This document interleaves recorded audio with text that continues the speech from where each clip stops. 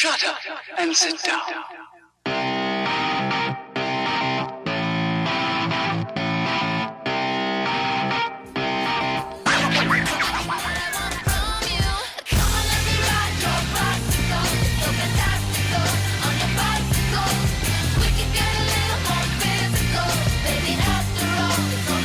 You are listening to the Dialed Podcast with Matt Grant, Sir Ian Gibson, Lance Hepler, and Jake Von Turing. Thank you for your time and enjoy the show.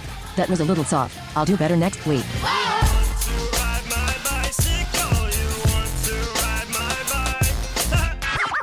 you might end up dead. You might end up dead is my middle name. What about Jane? I don't know her middle name. Hi, and welcome back to the Dial Podcast. I'm Jake Von Turing. I'm here with Lance friggin' Hepler. Lance friggin' Hepler. Hey, what's up? Back for your listening pleasure. You're so lucky to be listening. You're so lucky to have me. To his right, Sir Ian Gibson. Greetings. I think you got the best intro. With the intro music, I love the horns. It sounds so good.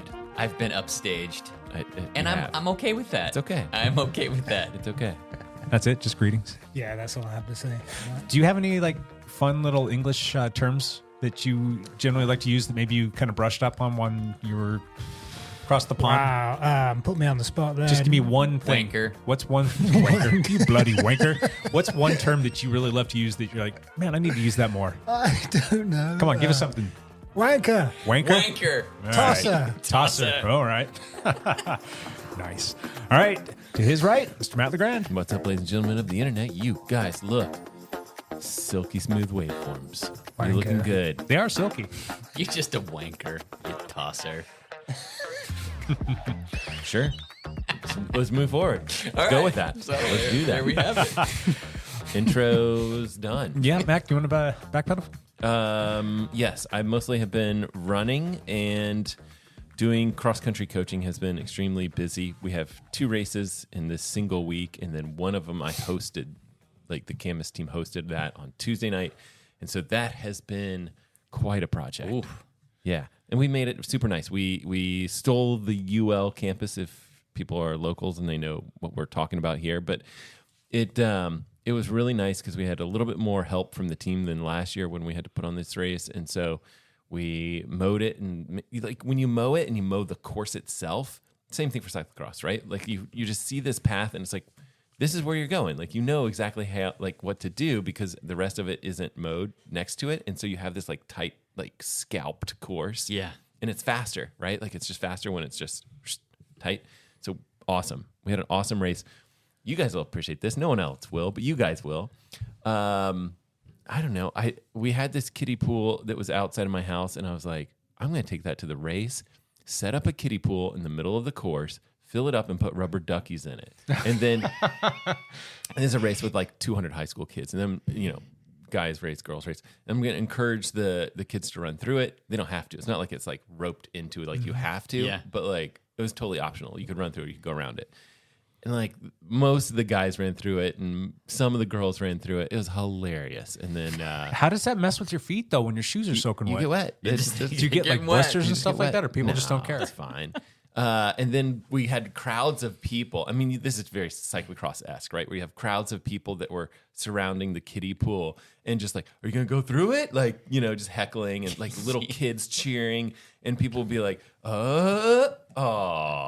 went around it. Then, yeah. And you just like, the crowd goes crazy if you go through it. It was pretty fun. Any belly flops or anything Yes. kind of fun? Oh, wow. One of my athletes, as he, with this is like 200 meters to go too. Like he was finishing just like big swan dive, or not swan dive, but big belly flop in there, which was hilarious. And then But like on purpose. I'm doing this, of course, I'm on doing purpose this for the gram. for the lulz. Yeah. And then this one girl from Skyview like did it twice, like once on the way out and once on the way back. She was Good just for her. hilarious. And I was like, you win this rubber ducky. That's what I gave her after the race. I was like, nicely done. She was hilarious. She was funny, but it was a fun race.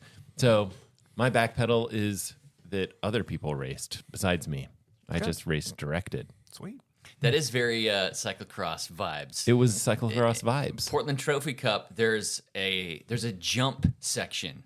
which is like means it's And- for nothing, right? Right, it's like, for nothing. It actually slows you down. Yeah. It is not like, but a lot of people just take the jump because it's funny. It's hilarious. And on Tuesday night's race, it was compulsory. You had to do one of the jumps, and there were 3 different levels. There was one that was just kind of bumpy, and then one was like a foot high, and then another one that was like 2 feet high. So you had to take one of them in the course. So it made it more fun. It's so much more fun, and it makes the race much more memorable. We have another. And that's where the crowd is. That's where the whole crowd is there. And there's announcers. Yeah. There's two guys in like, there's a man and a woman in like tweed jackets, like commentating Nice. on the jumps. That's hilarious. So it's pretty funny. Yeah. So yeah, I think what we'll do is do that probably again. We have another race on October 1st. You guys should just come watch the jumps, or not jumps. We could set up a Put jump some or sweet something. jumps in there. Yeah. That'd be so Some weird. jumps. We'll do something Someone's weird. gonna break their I think ankle. I think the kiddie pool is a pretty good place. I mean, you got this is an inflatable kiddie pool, and kids are wearing spikes. They're going to expect it's not making it very long. that pool is donezo. they're going to expect But something next time. they're So gonna expect Do something. you have an idea? Are you going to do the same thing? Are you going to Probably up the your same ante a little thing. bit? Yeah. I'll probably do the same thing because it'll be Camus same Camus kids, and we'll be racing Battleground instead of Skyview. So the Battleground kids will get to see something There weird. is like a track event, like a Yes. running event where they Proper have like a steeplechase. steeplechase. That's Yep. it. That's what I was thinking. Yeah, of. And they call it the water hazard. You go Yeah. over a barrier and you go through the water, and it's pretty cool. So this is very similar. You could make a mud pit. You could do a platform jump. You could do a fire line. You could set up a barbecue. You could, Wow, fire! I'm pretty you sure could that put would a get line, mixed by the. a line of like Presto logs, so they're burning, and you have to jump over the fire. About how many gallons are going into this pool? I have no idea. I think this is probably the pool is probably not that much bigger than the table that we're sitting at here. Okay, so like one of those hard blue kiddie pools made of plastic? No, it's an inflatable one. Oh, it's an inflatable one. And the kids are wearing spikes, so they're I've got the killing hard this one. thing. I've got 2 or 3 of the hard ones that we bought. So we should put over these the years. multiple You're welcome, pools you're out welcome on to the- use them. I was thinking like Fill them with like Jello. food coloring or I was just saying, Jello. go to Costco and you get like 3 gallons of milk for like $5 for one with milk. Everybody has to do a shot before they start. Ooh. They're 14-year-old kids. Yeah. So the problem we do have learn. some liability issues. I have a feeling. I mean, with any of these things, I got to be careful. So backpedal done. Oh, that's good. Ian, Back pedal, not much to say really. It's only been a couple of days. I'm Yeah. sore though. I went back to the gym for the first time in 2 weeks, and Which gym do you go to? I go to Snap Fitness in Gresham, Oh, nice. which is good. Snap It's Fitness. yeah, it's good. Great place. But yeah, my abs are sore, my arms are sore all over. My legs are sore because I went down to Eugene yesterday and helped my daughter move into a new place for the new term in college, and she lives on the 3rd floor, and we had to move a bunch of furniture up the stairs. Fantastic. Was Just a what you workout. need. Yeah.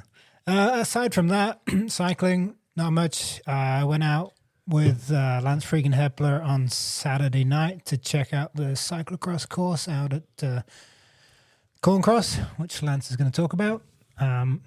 Decided there and then that I was not going to do that race. Were the conditions because we had a little bit of rain? No, it was rock wasn't- hard. it was just rock that hard. was one reason. I'm like, I could do without It a was broken dry. collarbone. Yeah.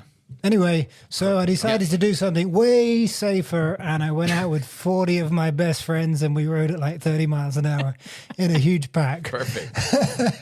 around Salvey Island. So we did Salvey the Island shootout. shootout. Yeah, which was great fun. And But those guys know how to ride. They're pretty good. That's a good group. it is a great group. And you have a good pretty guys, wide- and there is a lot of experience there. So, Yeah. And once you're out there, you have a lot of road to work with. Yeah. The traffic's light. I can't say enough about that ride. It's a great way to stay in shape, keep your race legs, keep your race head through the off season, and good fun, good times. Yeah, Sweet.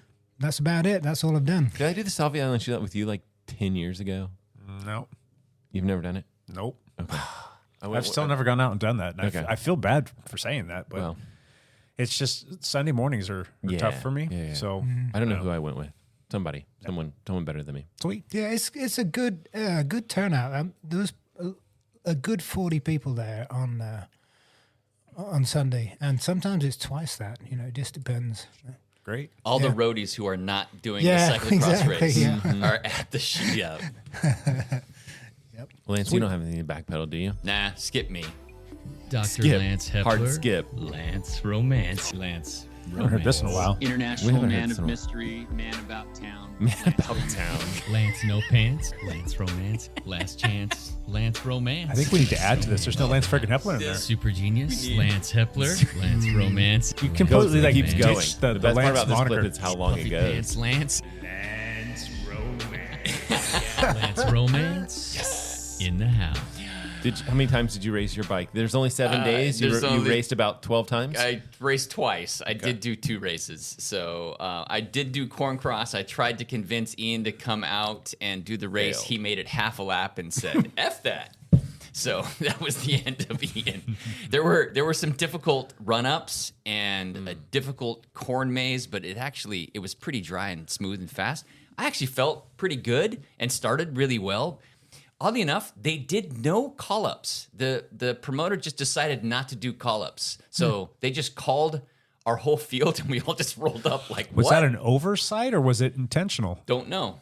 Did you did not know that until they called you guys up? Correct. So we were there all was no kind of one- staged waiting for the call-ups, and they just said 50-plus field, and we're like, So you'd be at the front anyway. So you were kind of ready. I was on the. I did not. No, I was on the second row. No, now I think about it, I was on the second row and I shoved my way onto the first row because somebody left a gap, and so I did end up starting in the front row. But all the Bend hitters ended up showing up. Whoa. Yeah, they all came to the race. I don't know why. Plus, Sean Hadet, who is Lance Hadet's father, he is in our age group. He is also very fast. Used to live in Bend, now lives in San Luis Obispo.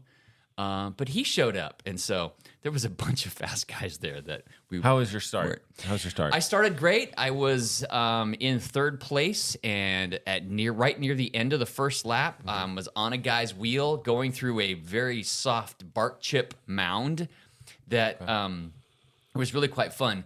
But he was going pretty fast. It was soft enough that he bit it. He endoed, and I was right on his wheel and just went right into the back of him and somersaulted over the top of him. So Any scratches? I ended up banging bruises? my hand really hard right Is on that the this- same hand that was broken earlier? It's the same exact spot I hit somehow. So my hand like swelled up during the race, and I couldn't grip very much with my left. That was a non-displaced fracture to begin with. Correct. Did it get displaced at all? I don't think so. No. Oh, you're moving it okay. Yeah, I just ignored it. Rub some dirt on it. I had to ice it for a couple days because it was swelling and bruising, but whatever. Anyway, I was in like third or fourth at that time, and I just couldn't hold wheels very much. I ended up fading all the way to 11th. It's like my worst cross finish of the season. Does it so matter, though? far. It doesn't really matter. No, I'm You're just not worried about your place and your I'm not. rank and your blah blah blah. I'm in Okay. sixth overall for this series. In that field, for me to make I made the podium last year in that series. For me to make the podium this year will be Miracle. difficult. Yeah. Very difficult. There's only 2 races left anyway in this series, Yeah. so so I'm just out there having fun. Washougal and Heiser Farms. Heiser Farms. Okay. Yep. So oh no, and Zaldercross. There's 3 more Okay. races. I was gonna say Yeah. Alderbrook. Yeah, Alderbrook. So there's 3 more races. I can't keep them all straight. But yeah, after that, I was just kind of bummed. And Randy Frost is like, "Hey, I'm trying to do this 50-mile thing. Do you want to go ride 30 miles with me?" And I'm like, "Yes." So we jumped on our bikes and we did this 30-mile after the race. race? This was after the race while the other races were going on. So he Which had bikes this. did you jump on? I was just on my cross bike. Yeah. And he was on his gravel/cross bike. Yeah. And the route that he had picked was, it had dead ends on it. He didn't realize it. There were like roads that didn't go through. So we got lost like 4 times riding around Gresham and Sandy. Yeah. But we ended up taking a bunch of KOMs on the gravel sections we did find because we were both a little ticked. He had mechanical. He had a flat tire that just wouldn't seal, and so his race didn't go very well. But we ended up having a good time, and we whipped on each other. Portland Trophy Cup happened. What day is this? It's Thursday. Tuesday. It happened Tuesday night. And again, big field, like 45 people, and go figure.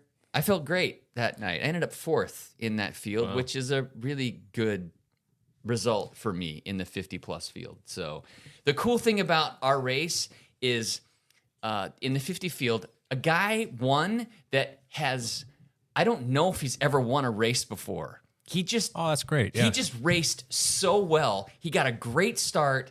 He corners really well. It was a little slick because it had been drizzling.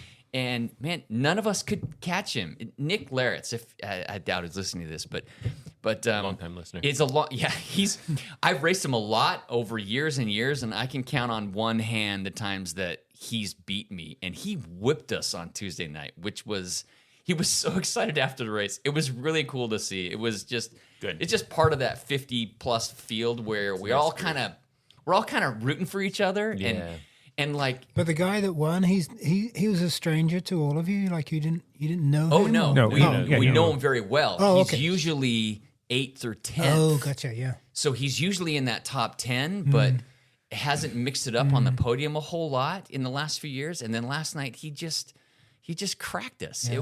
It was cool to see. I should say, some people get a bad rap. These 50-year-old masters racers, they tend to be really Choosing your words wisely. yes. Here. but Are they gruff or just kind of angry, just like a little bit too intense. little cantankerous? But splenetic. the 6 or 7 guys that I race with, like up near the front, Yeah. we're all cool. friends. Yeah, frenemies. Yes, we're all frenemies. So like one guy kind of pinched me onto a stake and immediately was like, "Oh, Lance, dude, I'm so sorry." And I'm like, "No, it was clean. It was good. We're just racing." And I ended up swinging wide on a corner because I couldn't hold my line very well and pushed another guy into the tape. And I'm like, "Michael, I'm so sorry. I didn't mean." He's like, "Oh, no, it's all." So I don't know. My experience with racing these guys, because we all kind of know each other, is it's not like. I think that's one of the nicest things about local bike races is You know everybody. You know everybody.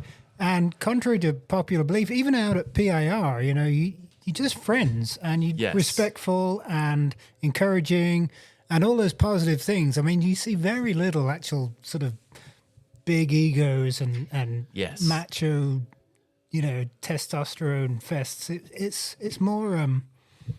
I love that about the local racing. That it's usually friendly Sure. and yeah, respectful. Yeah. my experience Tuesday night was just like that. Yeah. Even though we're going full gas, we're Right, trying to especially beat each those other. midweek Yes. regular races. Yeah. Yeah. So, anyway, Gotcha. good times. That's it. Cool. I have nothing to report. I rode on the trainer.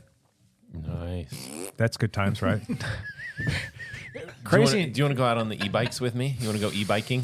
Maybe one of these days. I am so busy right now. I thought that I was going to be done with this, and I said last week even that this was going to be my apology tour week, but I'm still kind of eyeballs deep into this work stuff. There was a little bit of a setback. I think it was on Friday when I went to. Well, anyway, I spent 5 hours of doing this data entry. And there was a little bit of a miscommunication, and somebody inadvertently deleted 5 hours of work that I put in. So I had to replicate that again. And that was one of those things just like, oh my gosh, I don't have time for this right now. But, it happens. So I'm all caught up. But I've had that happen. Yeah. It is a rough. yeah, go. it's like, it's one thing if you do it, like you can get mad at yourself. And Yeah. I'm not saying that I'm mad at anybody, but it's just like, you just made 5 hours worth of work turn into 10. That stinks, but it is what it is. But my sleeping's just been still kind of stupid.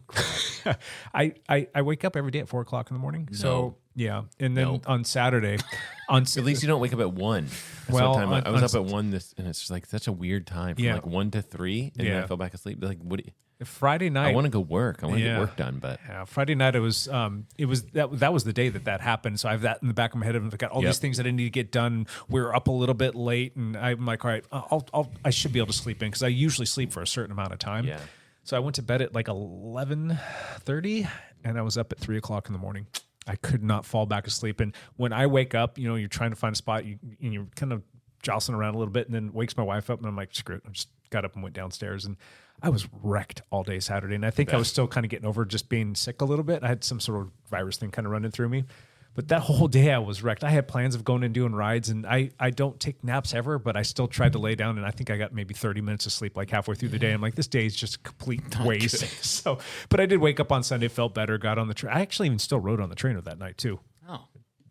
Somehow, some way mustered up that energy. But no, Are you still swifting it, or are you Zwift? Yep. Yeah. Yeah. So that's really the only option for me these days. I do want to go try out some of the other platforms, but I think Zwift, for all intents and purposes, works really well. Yeah. And just getting on there and just doing like the Zone 2 PacerBot stuff. And then on the days where I'm feeling a little bit better, I'll get after it a little bit harder and do a couple interval sets in there. So, but yeah, just plugging away. Nice.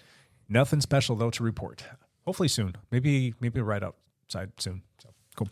All right. On that note, I think we need to move on. Let's do this first. Little Patreon drawing. Oh, Patreon. I thought it was drawing. dance time. It is dance It's time. dance break. We are going to pull a name out of the hat this week. We've got some brand new sweet dialed socks we are going to give away. They're cool. They're really nice. Yeah. So whoever the name is that Ian's pulling out right now, he's going to read to you, right? And the winner is Chris Sarrett. Chris Surratt. Sarrett. You know, he's another guy that I was thinking about that would do really well in the bar competition.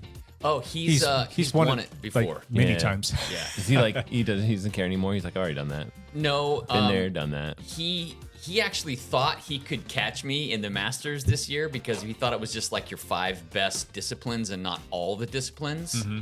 But yeah, he's knocking on the door. I think he's 3rd in the Masters competition. No chance for him to get you now? No, because he never did he didn't do it. I don't think he did a road race. Oh. He never did a road race this year. Gotcha. So he missed a discipline, and you almost can't win it if you miss a discipline. Right. Well, congratulations, Chris. You won Yes, yourself Chris. a pair of socks. If you want to help support the show, you can go to dialpodcast.com, click on the Patreon link, and they'll take you to Patreon. You can pick a Patreon that works best for you, and we really appreciate it.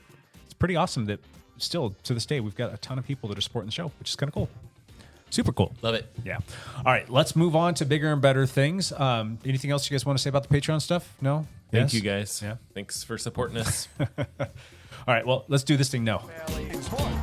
Got a new little beat. Whoa. Bring it in, yeah. Champ here. I'm What's gonna up, champ? take your Dancing. mom Dorothy to dinner and not call her back. That's my favorite part. Something like that. Not a whole. Well, there has been racing that's been happening, but everybody's kind of gearing up for the World Championships, which is coming up. They did have that Quebec race series in Canada. It's a couple races, and Michael Matthews won the first day, and Tadej Pogacar showed up and kind of crushed the field on the second day. So he's kind of gearing back up for what's going to Do happen. you think he took a break and then He- cycled back up on the He did. got back on the drug Yeah. wagon? Right, Right, I mean, Jake, what's his drug cycle? He's off right now. he's got to be off because he's doing UCI races. So there's also the Tour of Luxembourg that is going on, and Vanderpool, stage 1, he ended up just riding away from the field on this like punchy last short little climb. It was like perfect for him. So, you know, all leading towards what's happening with the World Championships coming up. So the Zurich World Championships are coming up. The time trial, men and women, are this Sunday. The road races aren't until next weekend. Okay. So we've still got 9 days before the road race, but the time trial is happening this weekend. So it's a tough course. The road race is really tough, like 15,000 feet of climbing. So is that great for Vanderpool? No. Is it good for Tadej? Yes. So, boy, that's something he hasn't won yet. It's kind of, And he's fit enough. he's fit enough. Yeah. But different team. He'll be with a Slovenian team instead of his trade team. And that changes the dynamic just a little bit at the Is World he Championships. racing with Roglic then? Roglic. I don't think Yes. Roglic is Yeah. Roglic going to race. I don't know if Roglic is He's racing on or good not. form right now after the Giro, but it's Well- still kind of close to the Giro, so he could It be is. kind of wasted. And what's interesting Well, is like which one of those Or I say guys the, do you, yeah, the Vuelta, not the Giro. Sorry. do you give the nod to, right? Because they both could be gunning for the win. They both could be. One of them needs to work for the other, whichever way that works. That's why these World Championships are more interesting because it's Yeah. different than the trade teams. It complicates. Who things. needs help more though? I mean, Roglic Roglic. absolutely needs more help. Tadej doesn't care. Tadej's like, I'll go me versus everybody, me versus the world. And I'll tell you when I'm going to go. Yeah. I'll tell everyone Calls in a the shot. media. Yeah. I'm going to leave at mile 73. Yeah. That's when Yeah. That's when to look Stay out. with you again. Yeah. So pretty interesting. Yeah, Roglic is going to be there. Pogacar Interesting. and Roglic both on the same team. So Cool. Do you guys want to call your shot? I mean, does it really boil down to just the two people? And do you think Van der Poel's got a TJ Van Garden's going to win. TJ Van Garden unretired? And it's you know, with these World Championships, anything can happen That's at any true. one of these races. That's true. That you is know, true. Matteo Jorgensen could have a great day. Well, I was just going to say, who from the United States is going to be showing up? It's Matteo, probably McNulty. Yeah. Who else is going to be there from the I don't U.S.? even know who's on the U.S. team. Was it Magnus Sheffield, maybe? Maybe, yeah. that's not a bad group, and I bet you they would work well together. Yeah. So that's kind of cool. The races will all be shown in their entirety on Flow Sports. So Flow that's Sports. where you're going to have Except to go Chris to is watch not it. racing, I'm sure. I bet don't you he think would so. not race. It doesn't seem like something he would do. Yeah, he doesn't care. No, he doesn't care. He's got a job to do. That's it. Champ out. Champ out. That was fast. Good. Get into the thick of it. We're going to continue our series that we started last week. But before we dive into that, I have a quick question for you guys. Do you have an action camera? Do cyclists need an action camera? And what action camera is the best one on the market right now? I asked this only because right now it's kind of like action camera season, and everybody seems to be dropping their latest and greatest. We had GoPro come out a few weeks back, GoPro Hero 13, and then the DJI, is it the Osmo Pro 5? 5. Yeah. It's got the longest name in history. Yep, that dropped today, and I have to imagine that Insta360's action cameras going to be coming out with their latest, greatest iteration here relatively soon. They typically have, what's interesting about these action cameras, maybe it's not interesting at all, but they have this 1 year cycle. They release in October or September so that they have like the holiday. They're all ready for the holiday season. And it's very standard, and it's similar to some of the watch market stuff too, where it's like, we need to be ready for the holiday season. We drop here. Yeah. Like clockwork. Do you just count on it? I've got- Don't buy a Hero 12 After- on, like in September 1st, because like a week later, they're going to have the next GoPro. 13.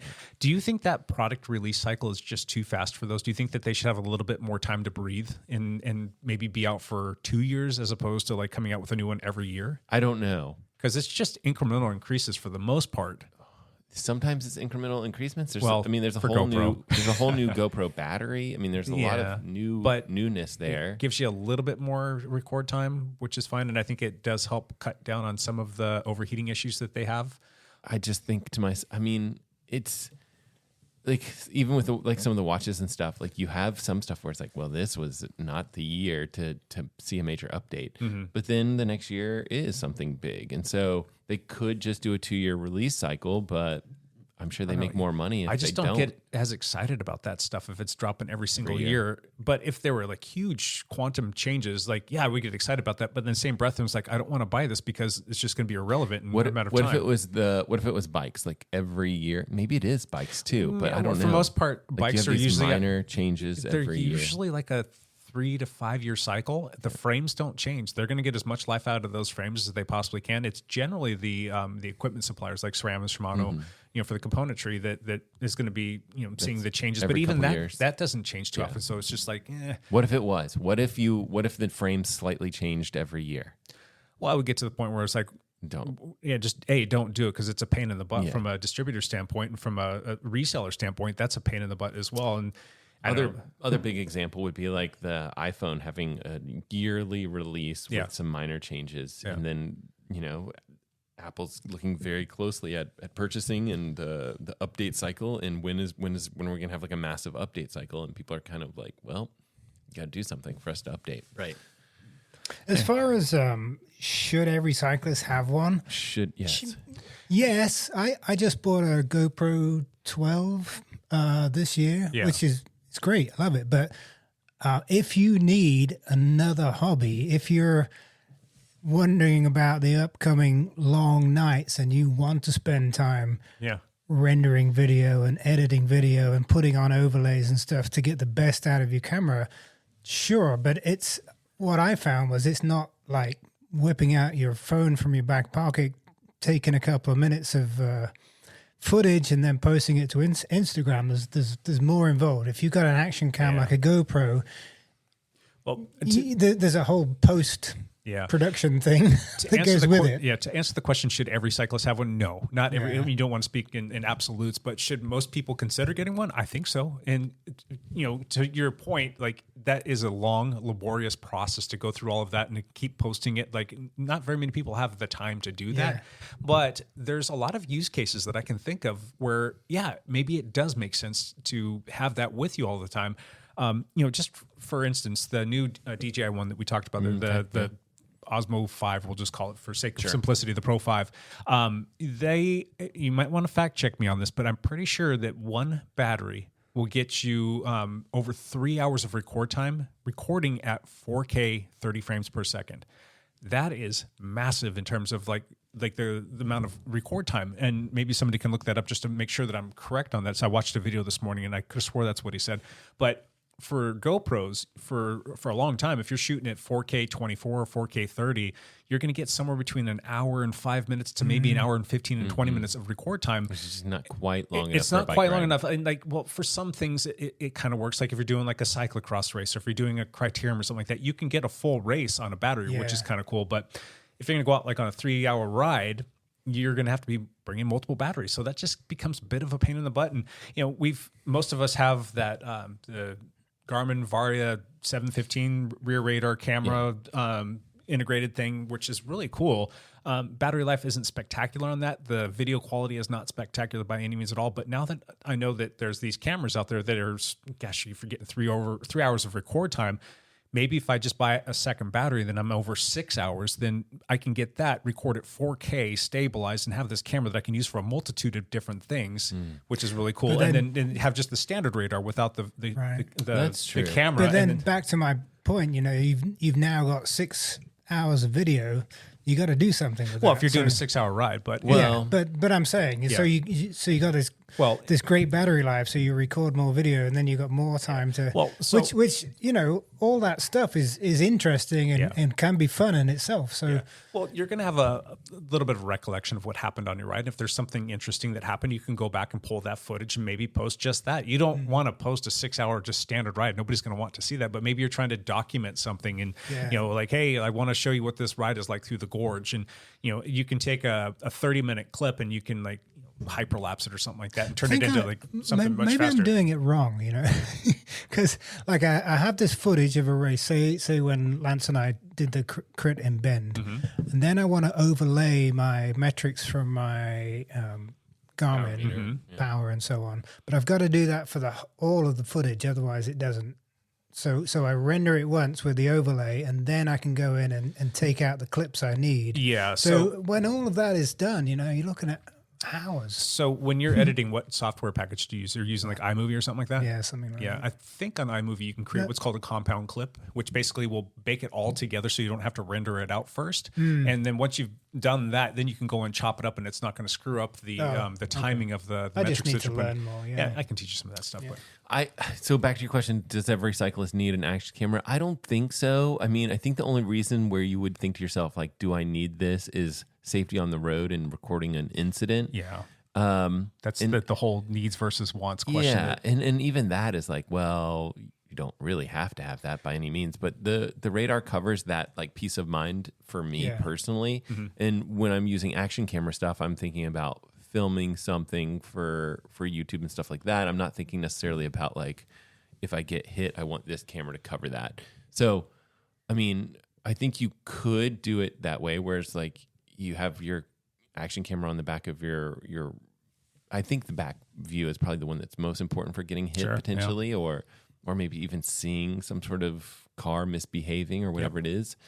So you could use an action camera for that, but I don't know if you really need to. Yeah, there's again the needs versus the wants thing. And like if you want one, there's a lot of different use cases that you can use an action camera for when you're on your bike. I mean, not everybody really cares about being able to post stuff to social media or to create a YouTube video, but that's kind of fun stuff. And when I see things get posted, even for people that I don't know, and I'm just on the trainer and I'll happen across a video where somebody posts up some sort of ride. Like I watched one from some guy this year that did STP, Seattle to Portland, and he's like, "We're gonna do Seattle to Portland, and we're gonna average over 20 miles an hour." And I watched it, and like, no, you didn't do that. You're I don't want to call people names, but you're not that talented of a cyclist. And the guy ended up crashing out and like destroying his whole front wheel, and like he ended up having to catch the sag wagon to finish the ride. But anyway, long story short, I mean, I still stopped and watched it, and was like, my hat goes off to the guy for taking the time to put a video together and to narrate it and to put in some little bits and pieces. It was a little,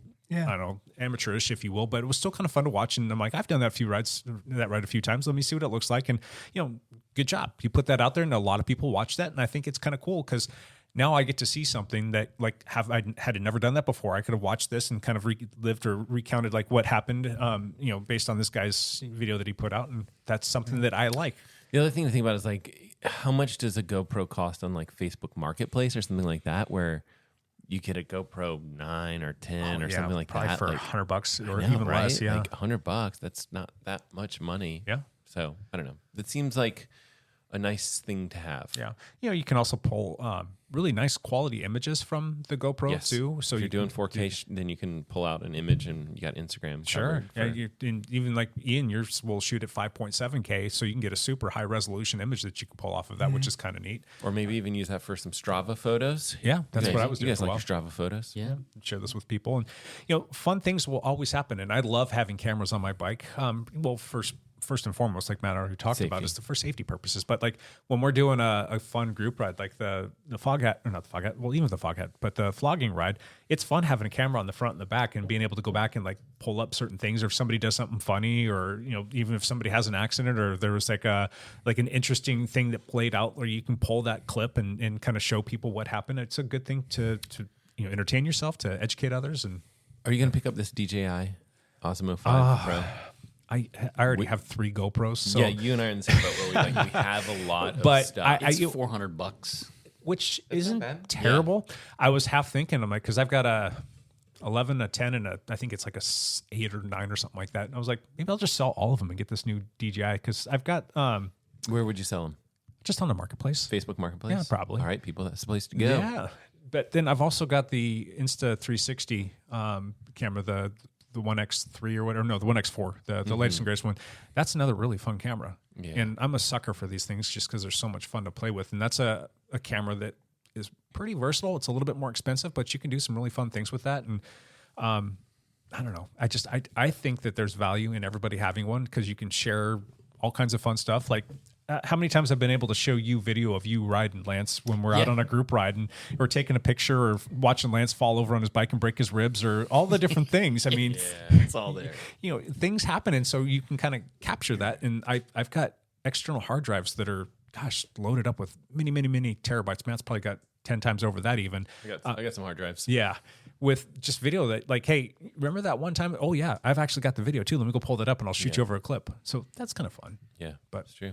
Yeah, my take is it's great. It's a lot of fun. Yeah. But if you've got room in your life for another hobby, I think that's go cycling. And then if you got time in the evening to work with video, it's rewarding and it's fun. But if you've got any itch to scratch with respect to maybe posting some stuff up on YouTube, just do it. If you go get a camera and just do it. I mean, Matt's made videos before too, trying to encourage people to go start posting stuff. And if you like it and you can, just stay consistent posting that stuff up there, it's a lot of fun. Yeah. Get yourself some subscribers and get all that AdSense money. That's true. YouTube will find an audience for you if you post stuff there. Like if you just post stuff there, one video a week, people will find you and start to follow. It's just YouTube is good at doing that, at finding an audience. And you don't have to be a good editor or good in front of the camera. Like YouTube will figure that out and find the right audience for you, which is pretty cool. Matt, are you going to pick up that new DJI?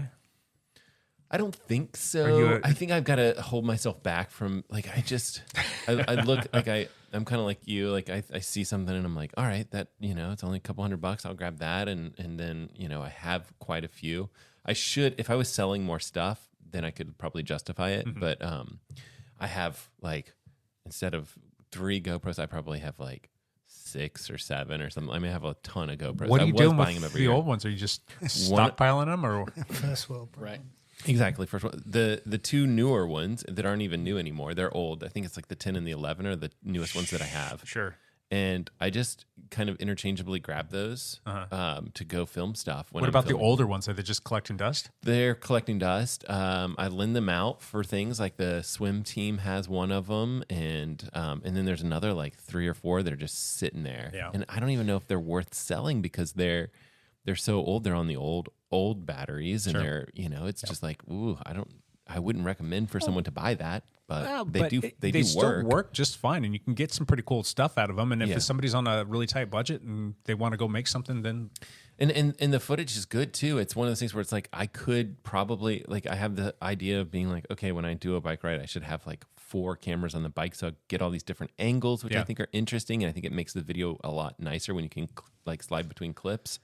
So, and the old GoPros work fine. Yeah. So who knows? And plus, if you got kids too, it's really fun, especially if you're doing like water stuff. Like we've gone swimming pools and water parks and lazy rivers and all that stuff. I'll just put it on like a little, I don't know, a little floaty selfie stick kind of thing and tell the kids, go have fun, record everything. And then like I'll go back and watch that, and it puts a big smile on my face. And I can go back and watch that now, like from stuff that's like 5-10 years ago. Like that's fun. That is cool. Yeah. Lots of uses, lots of use cases. Sorry for the little tangent. Anything else that you guys want to add to action camera land? I just can't seem to get to the editing very well. You use your phone a lot. I do use my phone a lot, but when I want to record without my hands, I use a GoPro. I have a GoPro 12 too. What do you use, like a chest mount or? I like the chest mount because it's a good view. I like that view. I like the view. You see the handlebars, you see the hands, you see that you still can see the whole view, what I'm seeing while I'm riding. I agree. So. Do you feel like when I have a chest mount on, I feel like I don't want to race like that. It's restrictive somehow. I feel like I have a bra on when I'm wearing one of those. Yeah, it's not a fun I've look. raced with it quite a bit, but not on the road. I race with it on my mountain bike, and I've done some cross races and some gravel races with it on my chest mount. So it doesn't restrict your breathing? No. Do you ever mount it to your helmet? I've never mounted it to my helmet. Matt, have you done that before? No. Yeah. I've done it a few times. It just, I don't like the feeling of it up there. But the chesty thing, that works really well. And it's easy to control because it's right on your chest. Yeah. You can. I use this like bite mount all the time. Yeah. So then it's kind of like it's basically on your chin. Yes. And it's good because like if I'm looking at a watch or something like that, I can point my head towards it and it follows that pretty well. And it still gives you a vibe of like you're kind of there, first person view. Yep. But yeah, and then you can take the camera and easily throw it in your jersey too. Right. So I do quite like that. I use that probably the most when cycling. Sometimes I use it also when running. So, say you wake up tomorrow morning and you've got no action cameras. Are you going out and getting one? Yeah. Just based on what all the things that you think you can do with it, you think there's value in there for having an action camera? Oh, for me, I would. Yeah, if I had no action camera, I would buy one immediately. It's such a versatile camera. It's like durable. It can do all this stuff. You can use your phone a lot too and get away pretty long ways with just your phone. But the action camera, you're not going to worry about it in the rain. You're not going to worry about it getting dropped and banged up. It'll handle that. Yeah. I think I have like tried to jump one with my bike, and I think my rear wheel hit it really hard one time. I don't remember which GoPro this was, but it completely smashed it. Oh, nice. But that was 5 or 6 years ago. Mm-hmm. Ian, is it something that you need that you're going to always have? You're going to use it more now? I haven't used it as much as I thought I would. I bought it before Lance and I went to Tenerife this year, thinking I would get a whole bunch of footage, and then I ended up with a problem not being able to find a good mount for my aero cockpit on my And you didn't have the right charging cable in that's Tenerife, right. And so we couldn't charge it. It wouldn't charge it. Exactly, yeah. But yeah, like I said, now I've got time to mess with it. I'll be shooting more for sure. And Lance? Yeah, I still like having it. I like having it on races so I can see the footage of me racing and screwing up and making crappy passes and crashing. And I like that. Like this white rim trail trip I did. I mean, I collected a whole bunch of video, and I'm still working on that video because it's a lot to edit. It is. Yeah. It takes a long time to edit those things. I mean, Matt, I can see him just absolutely needing it based on all the YouTube stuff that he does, and you're constantly getting cool footage for that, so that's kind of cool. But Lance, God, for all of the adventures you go on, I know, out of right? everybody sitting at this table, you're the one that should be posting stuff all of the time. I should be. Just You're right. learn how to go. You don't have to even make it fancy. Just chop it up and like do a good little my voiceover edits on are it. terrible. When I look at the edits I have done, I'm just like, oh, that's I can teach you crap. everything I know in about 32 seconds. Yeah, what the hell do you do at night hanging out in the desert in the van anyway? That's a You good- got time? yeah, I to should be editing, sit right? there eating Haribo gummy bears. You're not going to break out a laptop because you didn't bring a laptop to Yeah, edit on. sometimes I so- don't, and it's difficult to edit properly without a laptop. Yeah. Well, you've got that too. So Yeah. cool. Well, I for sure definitely want them in my life, and I would love to get one. If one last question on this, and we'll move on Sure. to our next thing is, which brand is the king right now? Who's reigning supreme? Well, GoPro's the king because they've been around forever and they do a pretty good job. That being said, like there's always new companies that are competitive, and obviously this brand new one that just dropped today called the DJI Osmo 5 Pro the footage looks better to me from what I've seen. So who knows? It's got a lot of upside. I'll come back to that in just a moment. But what's your take on Insta360? Are you liking? I like Insta360 for their 360 stuff, which right within the name. I really like I don't have the newest one with the 1-inch sensor, but I have the one previous to that, and it's called the X3. Yeah, and it's very interesting to work with 360 footage because you get to see everything. And you can move the footage around. You can see move what footage. you're seeing, or you can see your own face. That's just a whole nother layer of editing that you have to get into. That's though. true. But It's another step which I don't like doing. AI, for all intents and purposes, does a pretty good job. If you wanted Guessing what you to want. let it kind of just guess for you, or you want to give it just a little bit of guidance and let it do its thing, Yeah. it's kind of neat. That I think one example for the 360 footage is like I had a radar product that I was trying to demonstrate, and I wanted to show cars coming up from behind and passing me, and then the radar and how it looked. And so through 360 footage, I could take the video of the car coming up and then coming past me, and I could show like the camera moves to watch the car. Yeah. And so you can see that, and then you can see if I did a split screen, you can see when the radar goes off, and you can see details about the car and where it goes. And so it's a fantastic tool for the right use case. Can you pick out the license plate? sure. I think I did have to blur license plates in a video because I didn't know what. Yeah, they didn't do know a what really that good job means. of capturing that information too, if that's what you're looking for. Yeah.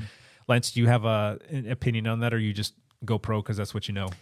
No, I'm really curious about the Insta360 Go, the little tiny I camera. totally want that because one you too. can like 3S, yeah. you can like stick it on your chest, and Yeah. it's not a whole chest strap. It's Yeah. just like a little magnet thing Yep. that you can put. I'm really Kind of interested put that in thing one. anywhere. You Now can I put it think anywhere. now that the newest one I think is 4K. It is 4K. It's got.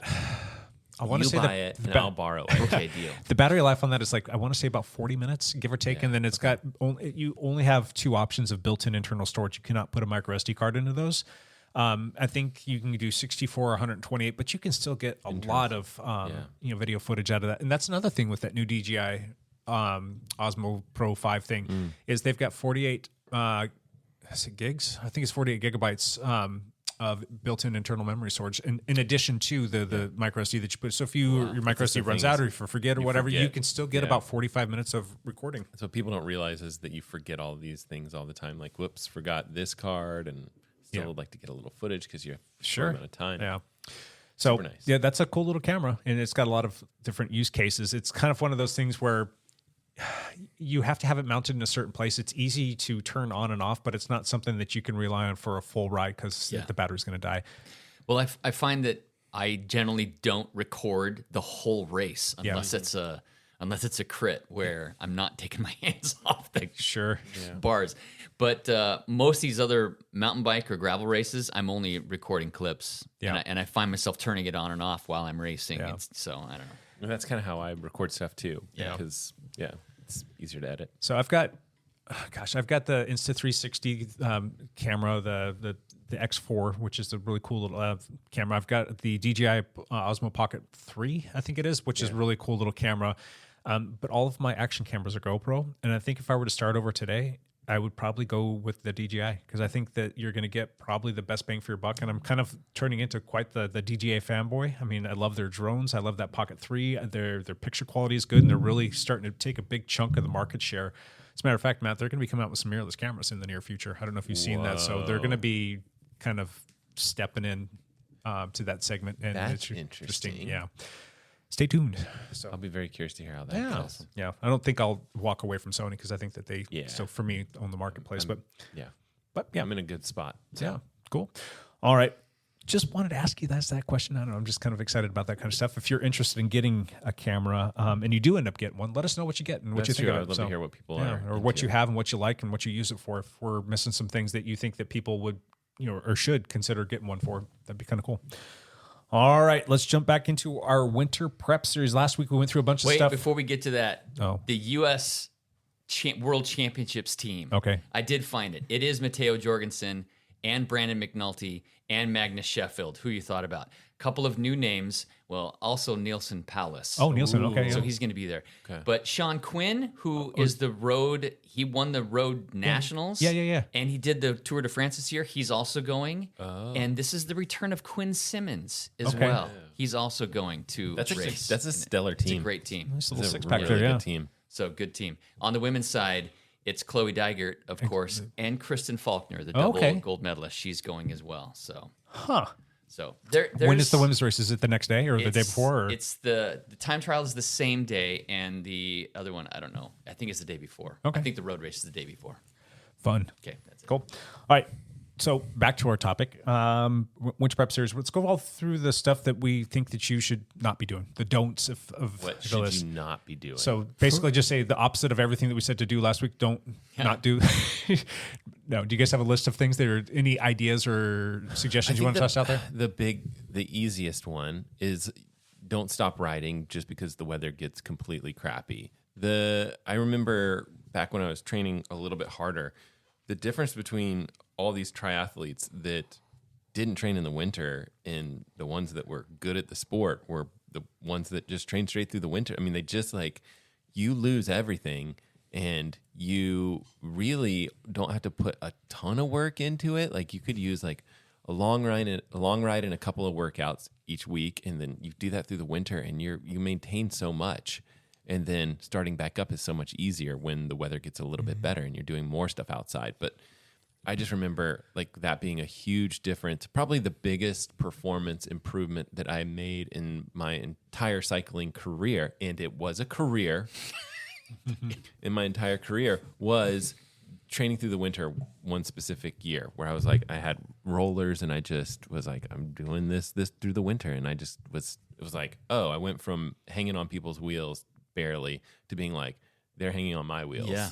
Just such a huge difference. Do you notice a pretty significant difference between your volumes that you're able to accomplish in the wintertime based on the fact that you're mostly riding indoors versus the summertime when it's nice, right? I mean, it generally the does volume go is tiny. Yeah. I mean, it's So this, for example, it could be something like 5 hours compared to 15 hours. I mean, it's a massive difference in time. yeah. So the major question is what's that minimum threshold that we think people should be hitting? So don't fall under this level. What's a good threshold to hit I for don't the know if I wintertime? would put a specific number on it. I was talking to In terms of hours? an athlete. Yeah, I don't think I would say that there's a minimum or whatever. So the way I was describing it to this runner yesterday at practice was think about time for cycling for runners. We use mileage as this exponential curve where as you go this direction, you're getting faster and better. You get huge gains when you do 1 hour as opposed to 0 hours. Correct. You get less gains when you do 10 hours as opposed to 9 hours. It's so 1 hour difference there, right? But you're just going to get less gains than as if you were to go from 0 to 1 hours. Yeah. And so the more, the better. Yeah, obviously anything more than 0 is going to be good. Right. But there's something to be said. If you're only getting 2, maybe 3 hours in a week, and let's say you've got you got an exact twin that's going maybe 7 to 8 hours a week. Yeah. Once you guys get to the springtime, the person that's been putting in that 7 to 8 hours a week is obviously going to be much further along. Right. There's got to be a little bit of a break point in there somewhere. Is it 5 to 6 hours? Is ideally try and get over that mark, and if you could do more, great, but just try not to fall below that. I don't know average. if there is a break point. I say more is better, and I also say let's take it to the extreme. Let's say one of these twins is doing 25 hours and the other one is doing 30 hours a week.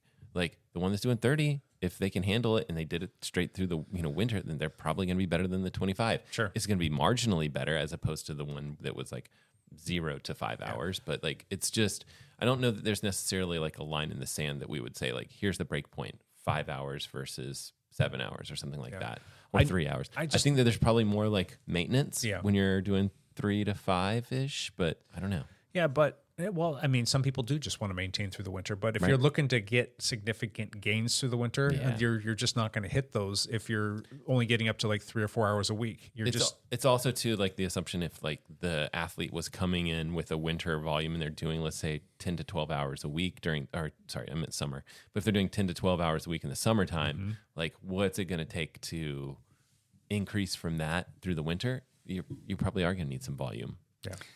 What do you have to say about that, Ian? I mean, what do you recommend to your coach? I mean, we need to recognize that not everybody's cycling world revolves around performance. I guess that's a good point. Yeah, but concentrating on those that are wanting to keep their fitness up or make fitness gains, perhaps have racing on the schedule for early next season. Definitely do not, let your training volume fall off a cliff because you're going to have to play catch up, and that's not great. And like technically, if you were just to stop riding right now, or just drop down like maybe 1 or 2 hours a week, and you were going to do that all the way up until I don't know into December, and think that you're going to like ramp things up, you've got like a bunch of catch up, like remedial work to do once you get to that January 1st. It's like, all right, this is when I'm going to get after it. Yeah. And let's say your race is in March, it might take you a good 2 months just to get back up to kind of where you should have been. Yeah. When you started So and classically, think of your fitness as this pyramid where you have an aerobic base, right? You need a strong aerobic base. And then on top of that, you're gonna build your specific fitness for whatever type of event you're doing. Mm-hmm. You should be getting more specific the closer to that event that you become. Mm-hmm. So in other words, during the winter months, that is the time to lay down a lot of volume. Sure. You could argue more volume during the off season than you would during the especially race season, where a lot high volume between races is not always a good thing. So, don't let your fitness drop off a cliff. Don't let your riding go down to zero. If anything, I would say take a break, sort of delineate one season to the next, go through this transition phase, and then your winter riding should be sort of lower intensity volume based, if anything. I'm just wanting to say that like once you get to the new year, that's when you need to sharpen things. That's not when you need to start piling on the base to build up that base or get caught back up. Depending on the calendar you're looking at. Sure. Like I've got guys down in Southern California, and they are racing crits in January. Okay. So Steve, my guy, he's wanting to sharpen up in October, get the season rolling. Sure. And for us up here in the Pacific Northwest, what we're looking at end of March, April time. Mm-hmm. But it is hard. It sort of shows who's motivated and who's not, getting out when the weather's not so good and getting out for those longer rides. So, I'm looking through my history. I had a very good race year this year, and between November and March, I was riding between 15 and 30 hours a week. And most of December and most of January was near 25 hours a week. Wow. So it was a big base build, and that and certainly now, and like from July through now, I'm like struggling to do like 13 or 14 hours because I'm racing so much. Sure. I race through the summer. It's cruel, really. It's the time where you really need to do the most training volume is the time, at least here in the Pacific Northwest, where the weather is the shittiest, right? And so whoever shows up in April for those early season races with the most effective winter training is going to be at a big advantage. But how bad do you want it? Yeah, that's the thing. I was certainly motivated over this winter to put in those hours because I put a lot of trainer hours in. Well, and then I went to Arizona, so I'll shut up now. And again, you guys talked about like for a racer, they definitely have to take a different beeline to, the springtime. So for somebody that's not racing, you still need to kind of pay attention to like what you're doing in the off season, but I don't think you need to be quite as diligent, and maybe you don't have to lay down quite as many miles. And like Matt said, maybe it's just more of a maintenance thing through those winter months. If you hate riding on the trainer and you're just wanting to kind of do other things and you maybe want to do some cross training, maybe it's not a big deal. Maybe if you're only getting 2, 3, 4 hours a week, then maybe that's enough. And then once the sun starts to come out sometime in late February, early March, hopefully if we see it then you can start to ramp things up, knowing that you can get after it full, in the end of April, beginning of May kind of thing, and enjoy your summer. Yeah, right. And if you're an athlete of any kind, even if you're not a racing cyclist, a competitive cyclist, if you're interested in being the best version of yourself you can be, then the general rule is to not have these big swings in your fitness. Not, don't get to Christmas time and just munch down, just let your diet go to hell, because you've got more work to do when you finally decide to get it together in the new year. So, like everything, try to be consistent. Yeah. Diet, exercise. Yeah. I'm gonna springboard off of that with my point. It might contradict you just a little bit, but I mean, we're not getting paid to do what we're doing. It's not something where like our contracts and our bank accounts depend on this. I mean, we're amateur bike riding people that just want to go out and have fun. I really like to tell people, don't not enjoy yourself during the holidays. Like, have a little bit of fun, indulge just a little bit, just moderation though. But don't completely shut yourself off, deprive yourself of having any kind of fun during the holidays, whether that be like the treats, and if it's a drink here and there, that's fine. But like Ian said, don't just completely fall off of a cliff, and like at the end of the month, into December, you're like, wow, I gained 20 pounds this month, and I'm just like, I've got like a world of hurt now that I've got to go out and endure just to get that off so I can get back on track. But don't, just remember who you are and what you're doing, and it's live life a little bit, I guess is what I'm saying. Just don't overdo it, right? Yeah. So, all right, Lance, I don't know what that means. I don't understand any of those words that were just said. One of the things you can't forget to do, especially during the winter, especially if you're riding outside, is don't forget to drink. I certainly have an issue with this. At that, because when it's cold, I'm not trying to quench a thirst, and if you're trying to stay warm while you're riding outside, I've taken 2 full bottles on rides before and come back with 2 full bottles, 1 3/4 full bottles. And you're just laughing at yourself like, I'm such an idiot. I not only did not drink this, but I also just carried around like an extra 40 to 50 ounces of fluids for no reason at all. I guess that's good for training, but I don't know. Yeah. So that's an easy thing for me to forget to do. How do you remind yourself to do that? You just try to mix something good tasting in your bottles. I know that Scratch Labs makes a apple cider flavored hydration mix, and you can actually put that in your water bottles and warm up the fluids, and it will actually be kind of refreshing going down, even though it's cold out. But the warm drink, if it's not too warm and you can drink it quickly, you're more inclined to want to drink that. Yeah, I don't know. There's something about that, but that's something that only works for me personally during the winter months, because once we get to like the spring or when it gets warm outside, like obviously you're not going to be heating up your fluids, but it just, for whatever reason, that taste I associate with the cold times, and it's just not refreshing for me when it's hot out. I don't know, it's just you can set reminders on your cycling computer. I don't think that anyone would do that unless it's like people usually use that for race scenarios.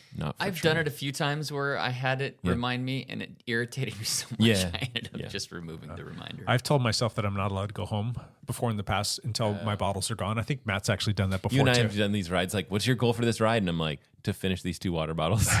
That's it. And like I've gotten almost home. I'm like, dang it! So I'm like doing the laps around my neighborhood and just chugging fluids. And I am really bad about remembering to drink. Like, even when it's warm, I usually still don't do a good job. So it's something I need to work on. Yeah. I have another one.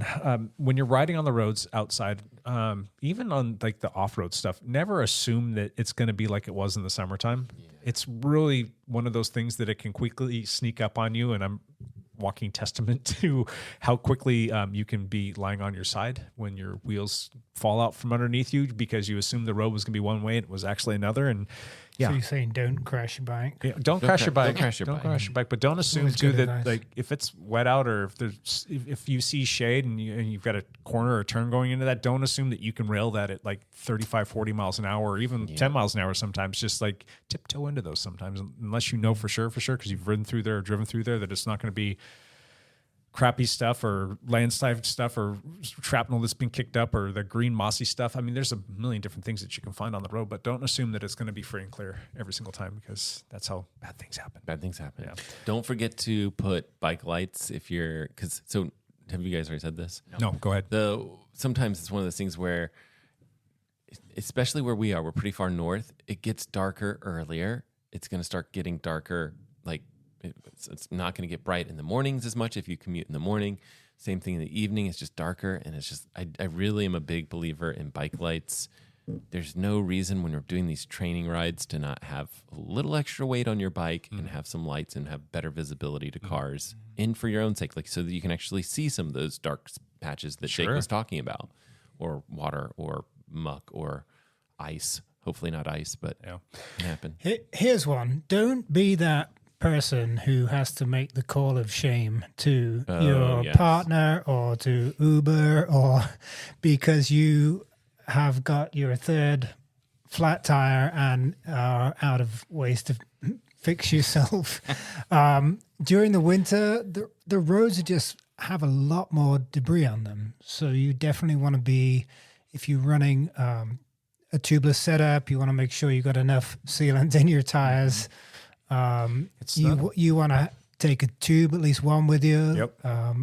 Multiple ways of reinflating your tires. And pump for sure. And pump. It's not a bad idea. We talked about this last week, but it's not a bad idea to change your tire to something that's maybe a touch wider for a better traction, if you will. And you can get something that's got that extra layer of protection. So I don't know, like you can go from a GP 5000 to maybe something like a gator skin all season or something like that. Or you want to, in the Pirelli world, you can go from the P0 race to the Centrado. It's just gonna have a whole extra layer of protection there. And the last thing you want to be doing is out changing a freaking tire, trying to put a plug in, taking your gloves off, and it's raining and it's 40 degrees or you know even worse. Yeah, that's not something you want to be doing. You just want to do your ride, and that's all you have to do. Here's another reminder. For sure, you can make good tire choices to mitigate the chance of getting a flat, but you will get a flat at some point, and if you get more than one on any given ride, then if you're not prepared, you're going to be calling somebody or walking. I think it's a nice reminder for people to check their saddlebag or whatever you're using with all of your flat repair stuff and just go through it. This is a good chance to go through it. What's missing? Do you even have one? I need to make sure I have one on all my rides where I'm like, I'm not just going to call my wife every time I have a problem. Yeah. Remember to replace the plugs that you've used. Yeah. I've done that before. Yeah. Where I get We all have. Yeah. Gotcha. You were going to say something, Matt? That's it. That's what I was going to say. Remember. So a lot of what we just said was really road centric. What about riding off road? Is there anything that you can lend to that, whether it be mountain biking or gravel riding? It's dangerous out there. It just depends. If it's wet, I mean, fenders can be really helpful. Sure. Even, and we talked about this last week already, but you just have to pick your routes a little more carefully when you're riding gravel in the winter because sometimes around here, some of our routes are underwater. Some of them are under snow, too. Some of them are under snow, especially if you go up high. And if it's wetter out, you're going to pick up more stuff and have more opportunities for flat tires. So absolutely, I'm a little more careful with that. If it's really wet, too, know your local trail systems and the rules there, because a lot of times if it's rained, they don't want you riding on the trails for a few days. So stay off the more sensitive stuff for sure, because that's a really good way to piss people off, and we don't need to be doing that. Mm-hmm. So, anything else? Nope. Lots of don'ts. That's it. A lot of finger wagging going on there, so... Cool. These are mostly for us to remind ourselves. Correct. Yes. Yeah. Well, just don't not have a fan. You're gonna be doing lots of trainer rides. So, all right, let's move on to one last thing. Matt LeGrand, would you like to start us off? Sure. Got a video coming out? Did you have a video come out last week? Yes, always. Do tell. I'm trying to remember. I think I talked about the brand new Apple Watches that came out was the last video that I posted, and I'm in the middle of editing a video about some Koros watches, and the video that should I assume that's just going to go live tomorrow morning because it should be going live yesterday, but it didn't happen. Probably not going to happen today because it takes time to do these. But the video is top 10 things that you didn't know your Koros watch could do. It's okay. I mean, a lot of them are like really straightforward that you do know that your Koros watch can do. It's like it can play music, it can do all this navigation stuff.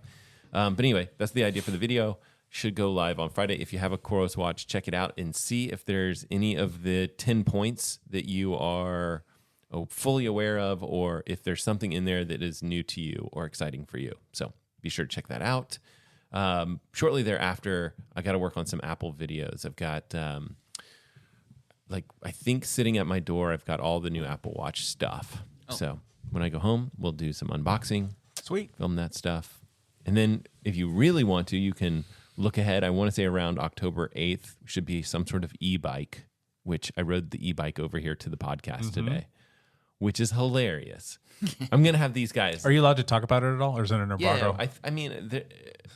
Yeah, I won't give specific names, but there's an e-bike company that sent me an e-bike to review, and it's kind of fun. I might have these guys on the podcast go take it for a spin around the cul-de-sac if they want to check it out. It's an interesting bike, though. It's not like a standard bike. It's a cargo bike. Yeah, that's really cool. Cargo e-bike. It's kind of a smaller cargo e-bike. They make big cargo e-bikes, but and it's pretty affordable. It's like $1,000 or whatever for an e-bike. That's pretty reasonable, or maybe $1,200, something like that. But I've done some rides with it, and I'm kind of excited to try and do some other things like go to the grocery store and stuff like that. Where, for me to come up to the podcast is super, super easy. Yeah. It's a big hill, so it's kind of nice to just have a little e-help. Sure. And it's something. I think it's more of a cruise around kind of thing than like a really used for aggressive purposes. I'm gonna go rip some wheelies on that thing.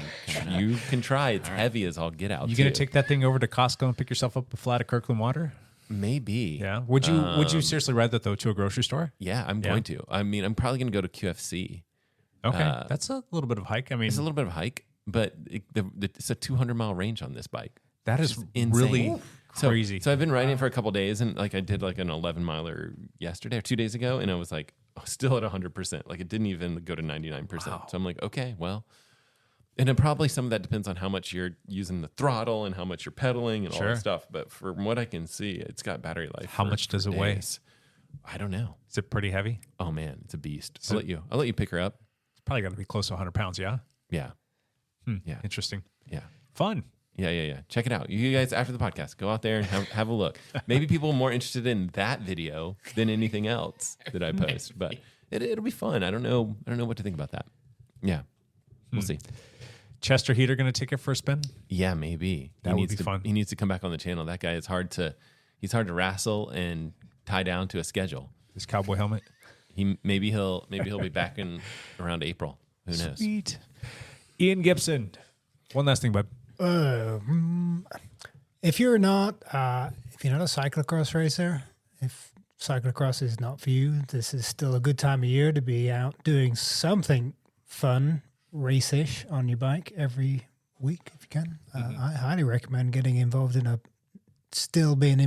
fast group rides. Sure. So this Salvi shootout that I've been doing for a few years now, it's just great. It's all the local hitters. If you do show up to those, there's a thing that happens. Like you go out there and if you get dropped, you're like, well, that kind of sucked, but that was really fun. I want to be able to keep up. Yeah. That's a good way to kind of hold yourself accountable to making sure that you're getting the training in. And if you're going out and you're seeing like your ability to hang a little bit further or to be competitive, the bigger the group is, the easier it is to hang with those guys. Sure. It is fast. It's a drop ride. So what's the worst thing that can happen? You get dropped. It's only a drop ride once you get out to Salvi Island. Yeah. It's a great opportunity for people because when you're out there, it's good riding. Yeah. So it's like 10 miles from the coffee shop, Ovation Coffee, on Overton in the Pearl District at 9:00 Sunday mornings. And we ride out. Do they roll at 9 sharp? Yeah. Okay. Pretty sharp. Yeah. And then it doesn't really pick up until you get out on the island. So you do 2 loops. I think they're 12-mile loops. And then if you do get dropped, you can always turn around and ride the opposite direction and pick the group up again. That's what a lot of people do. Sure. And then there is a sprint at the end of each lap, which is fiercely contested. When you go under the bridge. Yeah. Yeah, I'll never make it to the actual sprint part of the race. But no, No, that's awesome. it's good fun. I mean, yeah. How are things with the locals out there? Because I know that there are some that don't really care for the cyclists very much. Is it still kind of just the same and you just kind of deal with it? I don't know. My friend Eric Huckstead lives out there at least part of the year. He has a better feeling for. I think there is, and there always is, right? Some objections, but I don't know. The roads are quiet. It's not like you're not disrupting traffic. It's still rural, but it's one of those things where there's not a lot of cars, but the cars that do come through, is it generally like okay? And there's not like bad interactions? There's a couple of people that seem, they've got to pass a group of 40 cyclists. Yeah. And so it seems like there's some aggressive passing. I always feel safe out there. Like I feel safer out on that ride than say, for example, our flogging rides out on the roads around here, around Camas, just because it's quieter. It only happens once a week, If you are a local there, surely you can put up with a group of cyclists going past your house a couple of times once on Sundays. Sure. And there's all kinds of there's people on time trial bikes, triathletes. There's groups of runners out there. There's a lot going on Sunday mornings. So it's one of the places to go to train. Yeah. So. And in all the years we've been here in the PDX area, that's the one ride that's been consistent every single week that it goes out. Sure. Maybe not during the pandemic. There was a lull, but that's probably true. It's always there. Yep. Speaking of consistent rides, do we have indoor Zwift race rides? Starts up in October. October, okay. Yep. It's usually like the middle of October once the rain starts to come down. Like it almost just happens. You know what I mean? It's like, all right, it's that time and it's really going to be kind of crappy from here on out. So this is when we're going to start. So it's kind of like a moving target. Sometimes it's towards the beginning of October. Sometimes it's more towards the end, but it's always in October. And we'll go all the way until the time changes again in March. Okay. So, yeah. Cool. Hepler. If you're not doing the Savi Shootout, come to the cyclocross race at Washougal Motocross Park. So this weekend's race is the fourth race in the Harvest Cross Series. It is Scott Schultz's Zone 5 Promotions putting on the Washougal mountain bike race.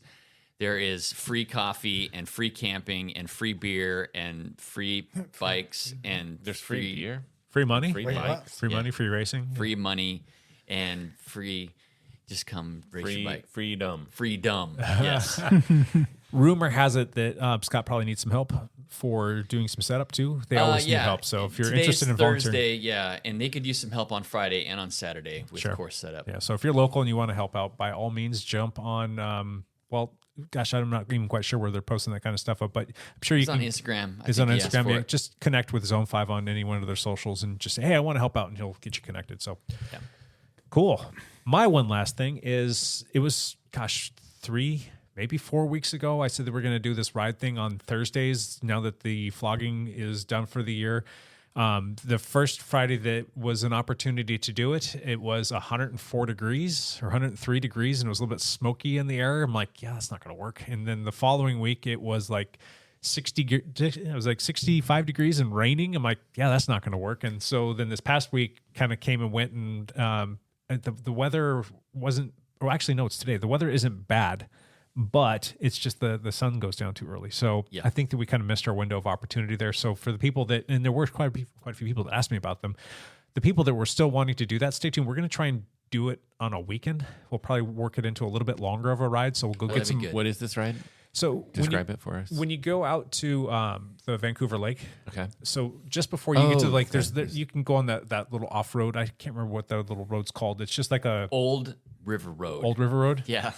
Or anyway, you can do like a loop out there. It's a 2.5 mile loop, and then there was a place that we were going to start like right when you first get out to going to Vancouver Lake, where like all of like the corporate stuff goes away. Like the last driveway that you can pull into, there's a great place to park, and it's a 2 mile ride to the start. So it was going to be a neutral rollout, and we were going to go do, I think it was like 6 or 8 laps, depending upon how much time we had, and it was going to be a race paced flat ride, which is kind of cool.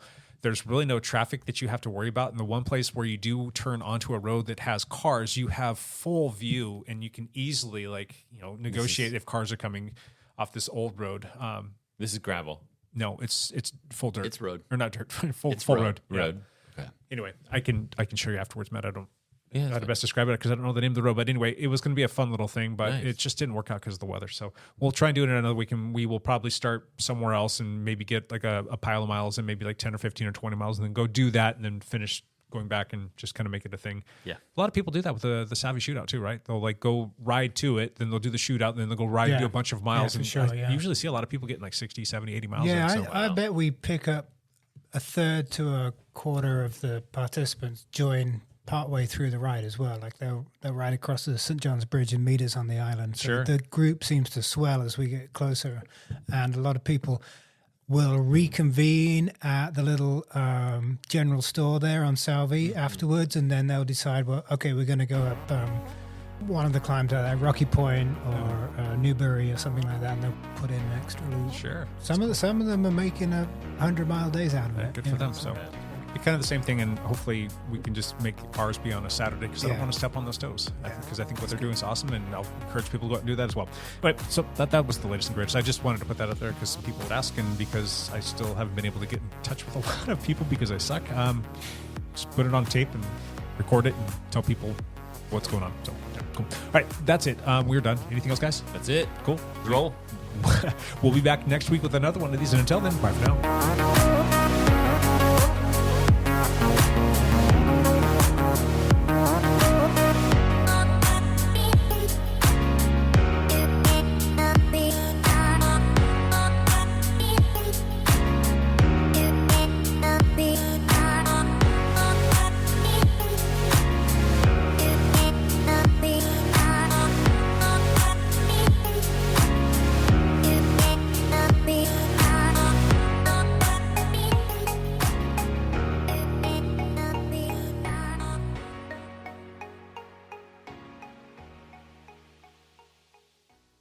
Thank you for f***ing listening.